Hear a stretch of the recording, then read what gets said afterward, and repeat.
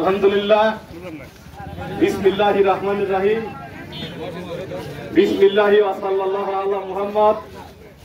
আসসালামু আলাইকুম ওয়া রাহমাতুল্লাহ। অনেক বিতর্কিত,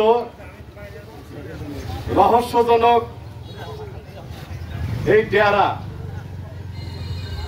ইস্পা এবং রিসোর্টের বিরুদ্ধে শুরু থেকে আজ পর্যন্ত যারা বিভিন্ন কর্মসূচিতে অংশগ্রহণ করেছেন,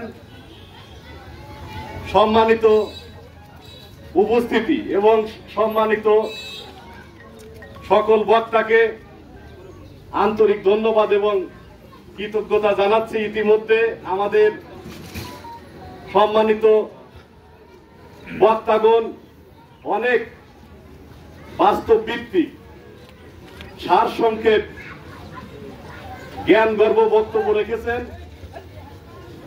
আমরা সকল বক্তব্যের সাথে একমত পোষণ করছি। মূলত এই ডেরা ইস্পা এবং রিসোর্ট সেন্টার, এটা আমাদের এই অজপাড়াগায় কেন অবস্থিত? এই নামে যে ব্যবসা বাণিজ্য প্রচলিত রয়েছে, সেই ব্যবসা বাণিজ্য আমরা সকলেই জানি, দেশবাসী জানি, অনেক বিতর্কিত, অসামাজিক এবং রহস্যজনক। এই ব্যবসায়ের কোনো নৈতিক বৈধ ভিত্তি নেই। তথাপি আমাদের অজপাড়া গায়ে এই শান্ত এলাকায় ঘিউর উপজেলার বালিয়াখোড়া ইউনিয়নে পুরানপাড়া গ্রামে, দুঃখিত, পুরান গ্রাম এলাকায় কেন এই বিতর্কিত প্রতিষ্ঠানটি রয়েছে সেটি আমাদের সকলেরই প্রশ্ন। এখানে কোনো উৎপাদন নেই, এখানে কোনো মালামাল এখান থেকে বের হয় না, এখানে কোনো মালামাল এখানে আসে না, এখানে কোনো বহুলাংশে কোনো শ্রমিক কর্মচারীর স্টাফ নেই। এখানে কি স্থাপন করা হয়েছে? আমরা শুনেছি ইতিমধ্যে অনেক অভিযোগ, যে অভিযোগগুলোর সত্যতা তদন্ত কমিটি পেয়েছে। বিগত কয়েক মাস আগে ইউনিয়ন পরিষদে তদন্ত কমিটির শুনানি অনুষ্ঠিত হয়েছিল, দুই পক্ষেরই শুনানি অনুষ্ঠিত হয়েছিল। ডেরা কর্তৃপক্ষ সেই শুনানিতে অংশগ্রহণ করেছিল। সেই শুনানির ভিত্তিতে এখন আমরা দেখতে পাচ্ছি ডেরা ইস্পা এবং রিসোর্ট সেন্টারকে লাইসেন্স না দেওয়ার সুপারিশ করেছে।